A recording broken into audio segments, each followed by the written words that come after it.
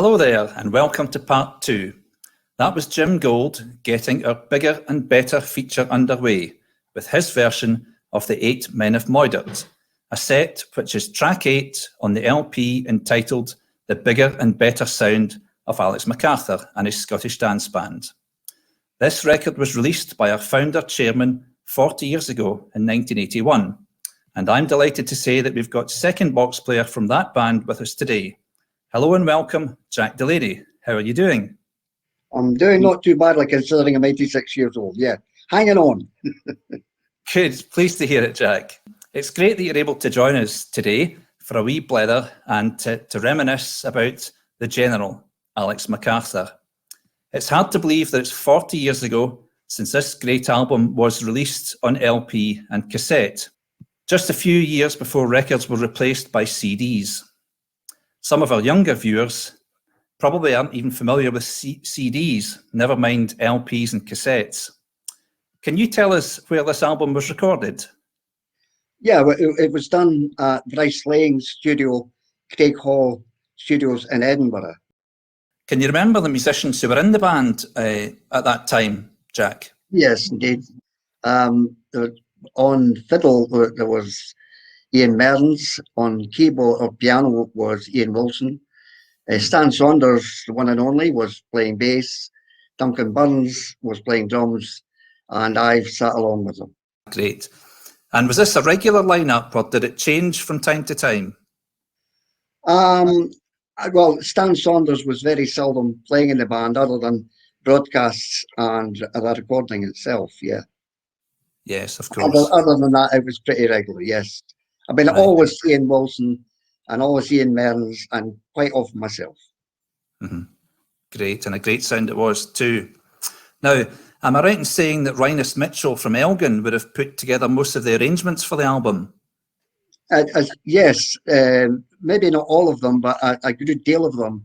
And I think any that Rhinus Mitchell did were quite obvious when you listen to the recordings. I mean, the obvious one is that Cadham Woods set with the last Baron Cadham Woods.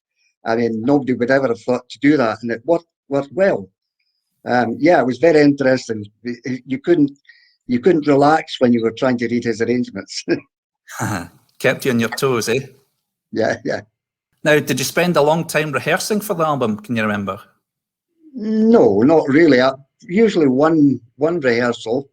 It's quite funny because I remember we sometimes would rehearse down at the Clydesdale, but sometimes we'd rehearse at my house in Alloa. And on one occasion, my son reminded me that we had Colin Dewar's band rehearsing upstairs and Alex's band rehearsing downstairs. Right. And I don't know if it was for this recording or not, but yeah. And were you gigging with Alex a lot at this time? Yes, I did quite a lot of stuff with him. We've been at Blockton, we've Down in the Borders. Yeah, I did a lot with him. I think probably did about half a dozen broadcasts with him at that time. I think anyone who knew Alex remember him as a very talented musician, a hilarious compere, full of mischief and above all else, great fun. I had first-hand experience of this as I was lucky enough to be asked by Alec to play second box on a broadcast with him. That would have been about 1987, I think. But can you tell everybody watching at home what Alec was like as a band leader? Exciting, unpredictable, great fun, and he was never ever boring, I can assure you. Well, one instance I can remember, we actually did, you know the Bill Wilkie show in Perth for Yes. the festival. Well, we were the guest band at the show, and we did the run through in the afternoon, and then we all went to have something to eat. And after we came back, Alex said, "Oh, by the way, I've got a guest artist for our guest spot." Pardon? He said, "I've got a guest artist." I said, "Who on earth have you got?" "Alistair Downey." I said, "Goodness me." He said, "How are you going to do this?" He said, "Oh, he's just going to come on and do one set." So I said, "What's he going to play?" He said, "Oh, I don't know. He'll tell us when he comes." We were actually walking up the steps onto the stage. I said, "Can you tell us what we're going to do?" He said, "Yes, he's going to do Lady Be Good in F." Now, for Alistair Downey to do something like Lady Be Good, that was not good news. So Alex liked to keep you on your toes at all times, by the sounds of things. No, he was very relaxed about it. I mean, I think he was pretty confident about the guys who were round about him. Ian Mearns and Ian Wilson were the core, and they knew exactly what he was doing. But yeah, he was very, very good fun, and he was very, very musical, a very talented, and it was naturally musical. Maybe not the greatest technician, but I would say that he was full of music and understood. He could sit and accompany anybody in any key whatsoever. Yeah, a talented bloke. I really liked Alex. Yeah, I loved Alex playing too. He was one of the swingiest players I'd ever heard play the accordion. And as you say, I don't think he himself would ever claim to be the most technically brilliant, but as far as a swing was concerned and just making a band swing, I thought it was fantastic. And he was able to, he was just such a hilarious chap that from the moment he went on stage, that he had the whole room captivated. Everybody stopped what they were doing to listen to his playing and his chat. And I remember some of my first experiences going along to the Clydesdale Hotel in Biggar and just being in awe of this man, because he was just such a funny, such a talented guy. The next track we're going to hear is a military march, Old Comrades. This was a wee diversion from the usual Scottish dance music associated with the band. Now, was this quite a challenging track to record, Jack? Well, probably for the bass player and the keyboard player, yes. I don't think Alec actually played the bass part on the accordion. Not that he couldn't have done so, but it wasn't necessary on the recording. And it was quite a hard thing to do for Stan Saunders particularly. But I think he did it very, very well. I mean, Old Comrades was the thing. We always used to listen to Old Comrades immediately before we played Kate Dalrymple for the start of the Scottish dance music. And some of the studios, Edinburgh Studio One, you could be sitting there and you could actually hear Old Comrades finishing, and then you hear, this is the Scottish Home Service, and you went bang into Kate Dalrymple. So Old Comrades, yeah, it was well connected with Scottish dance bands.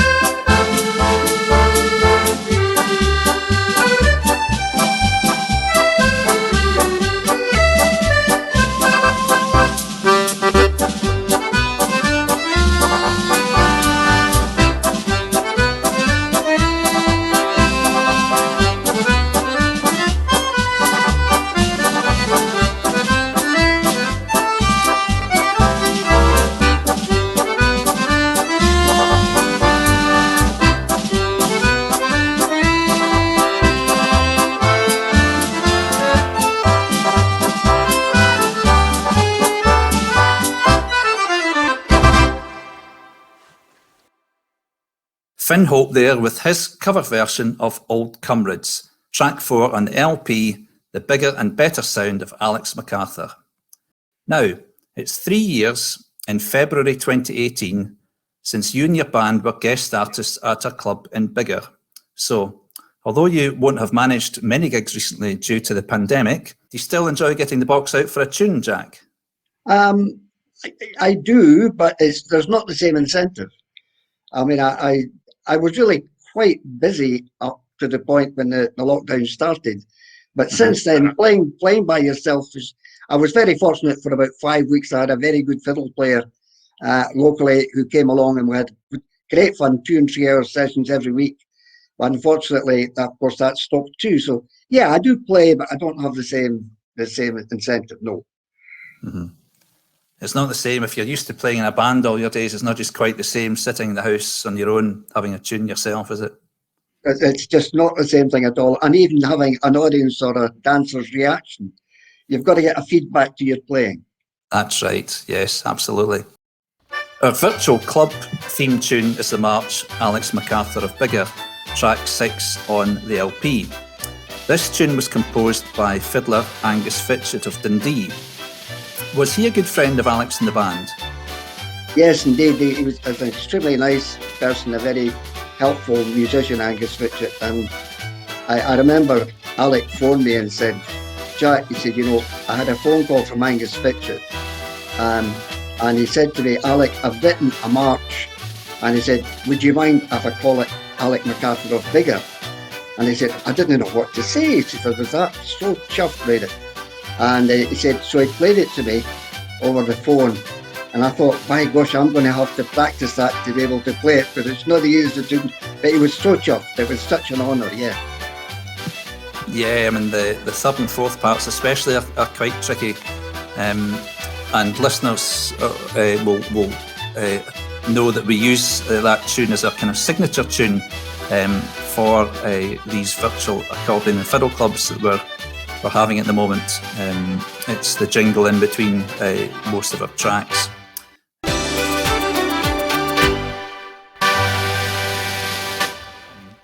Now, on 2 of the tracks on that album, Jack, the Britannia Two-Step and Delaney's Delight, you play lead accordion.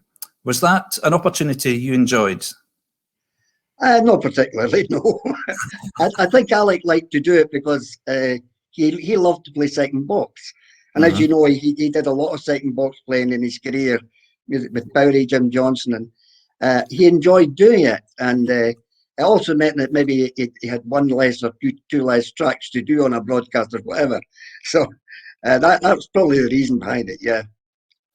He actually did a second box with my own band on BBC on the Scottish, I think it would Take the Floor at that point. He actually played second box with my band on the radio, yeah. He was a great guy. That was a great thing about Alec. He was great at supporting and encouraging young players, and it's something that we try to maintain today at the club. We still try and encourage youngsters to come along, but Alec was great at encouraging youngsters to get up and play, and he wasn't afraid to get up and play with us. So, and he was a great inspiration to lots of young players in our area. From 1974 to 1988, our club was held in the Clydesdale Hotel in Biggar.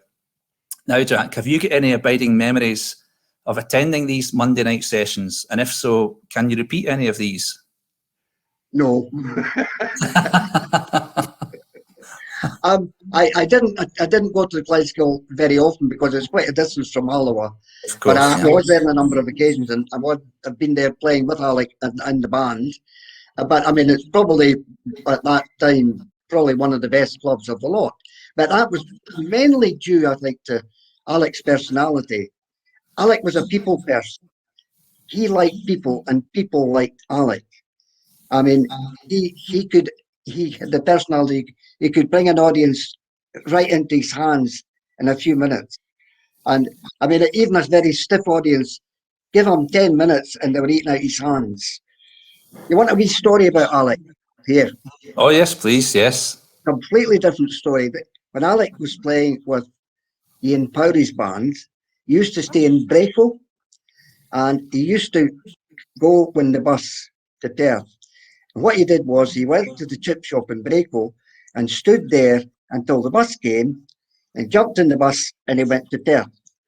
Well, one of the nights he got to Perth and realised he'd left his box in the chip shop. Not a good idea. He was quite naughty sometimes, because what used to happen very often, we'd be maybe doing a Dash and White Sergeant, and say, come on now, everybody, spread out, spread out, spread out. Not you, madam, you've done that already. Well, on that, he would get away with it, no bother. well, that's right. I mean, he would say things and get away with it, get away with them, whereas other people definitely wouldn't. There used to be ladies down the front. He would tell them to pull their skirts down. They were putting them off when he was playing.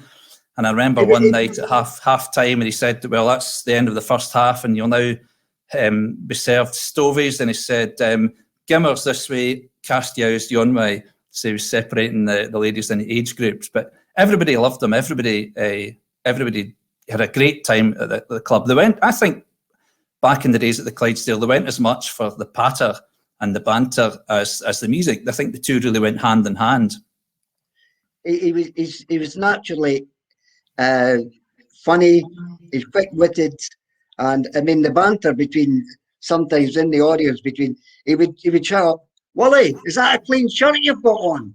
And Wally would say, "Aye, but I don't think you've got a clean shirt on, Alec." And this was the sort of thing that would go on. But he was so good at it. He was very good at that. Yeah, no, he was. He was. Some great stories, Jack. Really, really great. Well, thank you very much for joining us today. It's been really nice to have a blether with someone who actually played on the LP we're featuring at the club today, and to hear your memories of both the recording and of the man himself, the General Alex McArthur. Thanks, Jack, and all the best. It's been my pleasure. Thank you very much, Alan. Thank you. You're welcome.